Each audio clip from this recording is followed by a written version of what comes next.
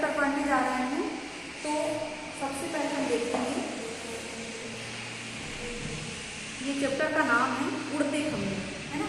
ये देखिए उड़ते खंभे क्या है, ये व्यंग है और ये हरिशंकर परसाई जी के द्वारा लिखा गया है। अब बताइए इस शीर्षक को पढ़कर हमको कैसा लगता है, अजीब सा, खंभे को कभी उड़ नहीं सकते, पर नाम क्या दिया गया, उड़ते खंभे, है ना। अटपटा सा लगा है। तो क्यों लगा, क्योंकि खंभे कभी उड़ते नहीं है ना। अटपटा, खंभे कभी नहीं उड़ते, खंभे के कोई पंख नहीं होते। दूसरी बात, उड़ने वाले खंभे की खोज ना हो पाना, कि अभी तक के उड़ने वाले खंभे की खोज भी नहीं हो पाई। अब हाँ, अब देखिए उड़ने वाले खंभे के बारे में बताना। जो हवा के झोंके से उड़ गया, यानी कि ये जो पार्ट है उसमें क्या होता है कि ऐसे खंभे के बारे में बताया गया है जो हवा के झोंके से उड़ गया। अब यहाँ पर मनुष्य की तुलना उड़ते खंभे से की गई है। इस चैप्टर के माध्यम से मनुष्य की तुलना किससे की गई है, उड़ते खंभे से। उसके बाद हाँ, जैसे कि उड़ते खंभे है, वैसे और क्या नाम हो सकते हैं, जैसे कि तैरती चिड़िया, चलते बादल, दौड़ते कछुए, ये भी हो सकता है ना। तो आज हम पढ़ने जा रहे हैं ये उड़ते खंभे चैप्टर, जो कि हरिशंकर परसाई जी के द्वारा लिखा गया है। अब ये वैज्ञानिकों ने इस तरह के किसी भी खंभे की खोज अभी तक नहीं की है, पर ये जो विधा है, ये जो प्रकार है इसका, वे व्यंग के माध्यम से, इसीलिए इसका शीर्षक क्या रखा गया है, उड़ते खंभे। क्योंकि हरिशंकर परसाई जी मध्य प्रदेश के व्यंगकार हैं, और व्यंग का मतलब होता है कि किसी भी बात को अपन जब किसी को सीधे नहीं कह सकते तो उसको ताने के माध्यम से बोलते हैं, वही क्या कहलाता है, व्यंग कहलाता है। तो यहाँ पर हरिशंकर परसाई जी एक व्यंगकार हैं, और समाज में जो भी चीजें होती है तो उसको जब वो मतलब उसी को लक्ष्य करके ये चैप्टर लिखा गया है कि यानी मनुष्य ने कुछ भी किसके समान है, मनुष्य उड़ते खंभे के समान है। तो अब वो कैसे है हम पढ़ेंगे। और कुछ कुछ व्यंग कैसे होते हैं, व्यंग भी होते हैं और कुछ हास्य व्यंग भी होते हैं, कि जो हंसी के माध्यम से बताए जाते हैं, है ना। और उसके बाद हंसी तो आती है, लेकिन वो हम पे गहरा चोट करती है ना, मानव समाज पर गहरा चोट करती है। तो ये हरिशंकर परसाई जी और बहुत सारे ऐसे व्यंगकार हैं जिन्होंने कुछ अपने चैप्टरों को मानव समाज में जो बुराइयां छाई हुई है उसी को हंसी के माध्यम से और कुछ कुछ बिना हंसी के माध्यम से भी हमारे सामने प्रस्तुत किया है। तो आज हम पढ़ने जा रहे हैं उड़ते खंभे, है ना। ये क्या है, व्यंग है और हरिशंकर परसाई जी के द्वारा। तो देखिए, क्या आपको पता है कि आपके घर में बिजली कैसे आती है ना, खंभों के माध्यम से आती है ना, खंभे के माध्यम से आती है। फिर बिजली के खंभे कैसे तैयार किए जाते हैं बताइए। बिजली बनाई जाती है, फिर बनाया जाता है उसको, है ना। तो ये बिजली के खंभे इस प्रकार से तैयार करते हैं। अब हमें बिजली के खंभे से क्यों दूर रहना चाहिए, बिजली के खंभे से दूर रहने बोला जाता है ना। हमारे घर के आजू बाजू बिजली के खंभे रहते हैं तो हमें दूर रहने के लिए क्यों कहा जाता है, ताकि करंट ना लग जाए। अब देखिए बड़ा मजेदार व्यंग है, हम आपको इसको पढ़ के सुना रहे हैं, ठीक है। अगर हम इसको क्लास में करते तो और अच्छा लगता, लेकिन अब चूंकि वीडियो वाली क्लास है तो भी इसको आप ध्यान से सुनेंगे, बहुत बढ़िया लगेगा ये। देखिए आओ पढ़े। एक दिन राजा ने खींचकर यानी चिढ़कर घोषणा कर दी कि मुनाफाखोरों को बिजली के खंभे से लटका दिया जाएगा। मुनाफाखोर यानी अधिक मुनाफा कमाने वाला व्यापारी, जो ज्यादा लाभ कमाता है। सुबह होते ही लोग बिजली के खंभों के पास जमा हो गए। उन्होंने खंभों की पूजा की, देखिए यहाँ पर, है ना, आरती उतारी और उन्हें तिलक किया। तो राजा ने खींचकर क्या घोषणा कर दी कि मुनाफाखोरों को जो ज्यादा लाभ कमाते हैं उनको खंभे से लटका दिया जाए। तो उन्होंने क्या किया, फिर लोग जुलूस बनाकर राजा के पास गए और कहा, महाराज आपने तो कहा था कि मुनाफाखोर बिजली के खंभों से लटकाए जाएंगे, यानी कि जिसने ज्यादा लाभ कमाया है उनको बिजली के खंभों से लटका देंगे। पर खंभे तो वैसे ही खड़े हैं और मुनाफाखोर स्वस्थ और आनंद है, और जो मुनाफाखोर है वो आनंद के साथ रह रहे हैं। राजा ने कहा है तो उन्हें खंभे पर टांगा ही जाएगा, यानी हमने बोले हैं तो जरूर टांगा जाएगा, थोड़ा समय लगेगा, टांगने के लिए फंदे चाहिए। मैंने फंदे बनाने का आदेश दे दिया है, उनके मिलते ही सब मुनाफाखोरों को बिजली के खंभे से टांग दूंगा। यानी कि हमको फांसी लगाने के लिए क्या होता है, फांसी से लटकाने के लिए फंदे की जरूरत होती है। तो कहते हैं राजा कि हमने फांसी मतलब फंदे बनाने का आदेश दे दिया है। भीड़ में से फिर तब क्या हुआ देखिए, भीड़ में से एक आदमी बोल उठा, पर फंदे बनाने का ठेका भी तो एक मुनाफाखोर ने ही लिया है, यानी जो फंदे आपने बनाने के लिए दिए हैं वो भी मुनाफाखोर ही है। तो फिर राजा ने कहा तो क्या हुआ, उसे उसके ही फंदे से टांगा जाएगा, यानी कि उसने जो बनाया फंदे, उसने लाभ कमाया है, मुनाफा कमाया है, तो उसको उसके ही फंदे से टांगा जाएगा। तभी दूसरा बोल उठा, पर वह तो कह रहा था कि फांसी पर लटकाने का ठेका भी मैं ही लूंगा, यानी जो फंदे बनाने वाला है उसने क्या कहा कि फांसी पर लटकाने का ठेका भी मैं ही लूंगा।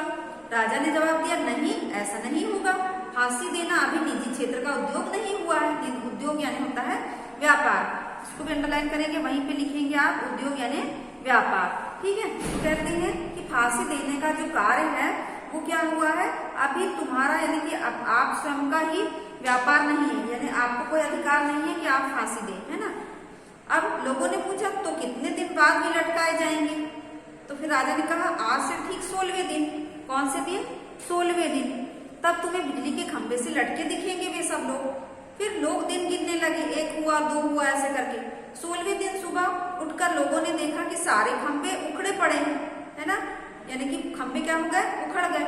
वे हैरान हो गए कि रात में ना आंधी आई ना भूकंप आया, फिर भी ये खंभे कैसे उड़ गए।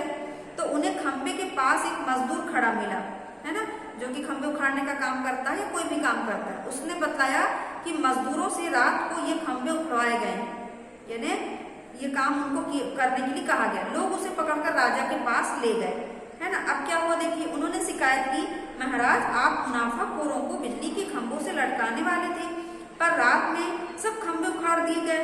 अब इस मजदूर को पकड़ लाए हैं, हम इस मजदूर को पकड़ लाए हैं। यह कहता है कि रात में सब खंभे उखड़वाए गए हैं, यानी कि मेरे से खंभे उखड़वाए गए हैं। राजा ने मजदूर से पूछा, क्यों रे, किसके हुक्म से तुम लोगों ने खंभे उखाड़े। उसने कहा, सरकार ओवरसियर साहब ने हुक्म दिया था। फिर तब ओवरसियर को बुलाया गया, उससे राजा ने कहा, क्यों जी, तुम्हें मालूम है मैंने आज मुनाफाखोरों को बिजली के खंभे से लटकाने की घोषणा की थी। उसने कहा, जी सरकार। फिर तुमने रातों रात खंभे क्यों उखड़वा दिए। फिर क्या हुआ देखिए, सरकार इंजीनियर साहब ने कल शाम हुक्म दिया था कि रात में सारे खंभे उखाड़ दिए जाएं, है ना। तो अब इंजीनियर बुलाया गया, उसने कहा कि उसे बिजली इंजीनियर ने आदेश दिया था रात में सारे खंभे उखाड़ दिए जाएं। फिर क्या हुआ, बिजली इंजीनियर से कैफियत तलब की गई, कैफियत यानी समाचार लिया गया, हालचाल पूछा गया। तब उसने हाथ जोड़कर कहा, सेक्रेटरी साहब का हुक्म मिला था। मुझे किसका हुक्म मिला था, कि सेक्रेटरी साहब का। विभागीय सेक्रेटरी से राजा ने पूछा, खंभे उखाड़ने का हुक्म तुमने दिया था। सेक्रेटरी ने स्वीकार किया, जी सरकार हाँ। राजा ने कहा, ये जानते होंगे कि आग में इन खंभों का उपयोग मुनाफाखोरों को लटकाने के लिए करने वाला था, तुमने ऐसा दुस्साहस किया। सेक्रेटरी ने कहा, साहब पूरे शहर की सुरक्षा का सवाल था, अगर रात में खंभे न हटा लिए जाते तो पूरा शहर नष्ट हो जाता, हो गया होता। राजा ने पूछा, यह तुमने कैसे जाना, किसने बताया तुम्हें। तो सेक्रेटरी ने कहा, मुझे विशेषज्ञ ने सलाह दी थी कि यदि शहर को बचाना चाहते हो तो सुबह होने से पहले खंभों को उखड़वा दो। राजा ने पूछा, कौन है ये विशेषज्ञ। तो उसने कहा, भरोसे का आदमी है। सेक्रेटरी ने कहा, बिल्कुल भरोसे का आदमी है सरकार, घर का आदमी है, मेरा साला है, मैं उसे हुजूर के सामने पेश करता हूँ। अब साला यानी क्या होता है, यानी अपनी पत्नी का भाई, है ना, उसकी पत्नी का भाई।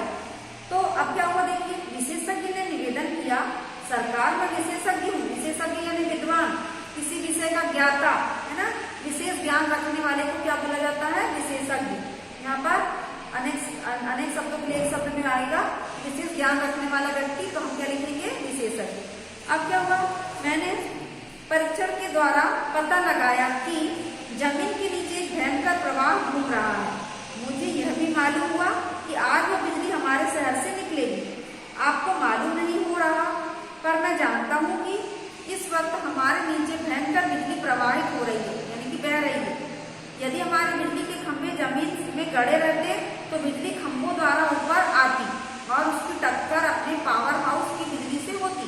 पावर हाउस को हिंदी में क्या कहते हैं, उसमें विद्युत संयंत्र, है ना, देखिए यहाँ पर लिखा है। उसके बाद देखेंगे, तब भयंकर विस्फोट होता, एक साथ हजारों बिजलियां गिरती, तब ना एक प्राणी जीवित बचता, ना एक इमारत खड़ी रहती। मैंने तुरंत सेक्रेटरी साहब को यह बात बताई और उन्होंने ठीक समय पर उचित कदम उठाकर शहर को बचा लिया। अब क्या हुआ देखिए, लोग बड़ी देर तक सख्ते में खड़े रहे, यानी कि क्या हुआ, सख्ते में आ गए कि क्या हो गया, आश्चर्यचकित हो गए, वे मुनाफाखोरों को शंका में आ गए, मतलब बिल्कुल भूल गए, वे सब संकट से अभिभूत यानी चकित, पराजित, जिसकी कल्पना उन्हें दी गई थी, बच जाने की अनुभूति से दबे हुए थे, चुपचाप लौट गए। अब क्या हुआ देखिए, उसी सप्ताह बैंक में इन नामों के खातों में ये रकम जमा हुई। हाँ, यानी कि सबने सोचे कि अच्छा हो गया, जान बच गई, अब सब चुपचाप लौट गए। अब उसी सप्ताह बैंक में इन नामों के खातों में ये रकम जमा हुई। सेक्रेटरी की पत्नी के नाम 2 लाख रुपए, बिजली इंजीनियर के नाम 1 लाख रुपए, विशेषज्ञ के नाम 25,000 रुपए, ओवरसियर के नाम 5,000। उसी सप्ताह मुनाफाखोर संघ के हिसाब में लिखी गई रकम धर्मादा खाते में डाली गई। कोड़ियों की सहायता के लिए 2 लाख, जो कि आलसी है ना। विधवा आश्रम के लिए 1 लाख रुपए, 6 रोग अस्पताल के लिए 1 लाख रुपए, पागल खाने के लिए 25,000 रुपए, अनाथालय के लिए 5,000। पागल खाने के लिए 25 और अनाथालय के लिए 5। तो देखिए, ये चैप्टर को बताने का मतलब है कि आज हमारे समाज में इसी प्रकार की व्यवस्था चल रही है ना, कि काम कुछ अलग होता है और ये जो पैसा है, जो ऊपर से रकम आती है सरकार की तरफ से, वो सब लोग ऐसे ही मुनाफाखोर लोग बांट लेते हैं। तो राजा भी वहां पर इस प्रकार से बताया गया। वैसे हमारी सरकार को अगर कोई जो काम करने वाले हैं वो इस प्रकार से बता देते हैं तो राजा भी क्या हो जाती है, चुपचाप हो जाती है, और उसी प्रकार से हमारा समाज का कार्य चलते रहता है।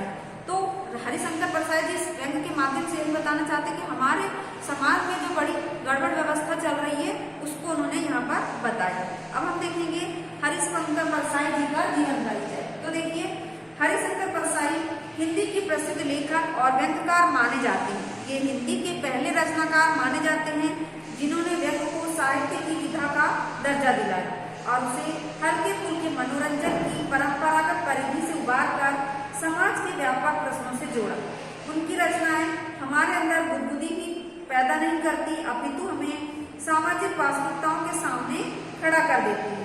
इनका जन्म 22 अगस्त 1924 को मध्य प्रदेश के होशंगाबाद के जमानी गांव में हुआ।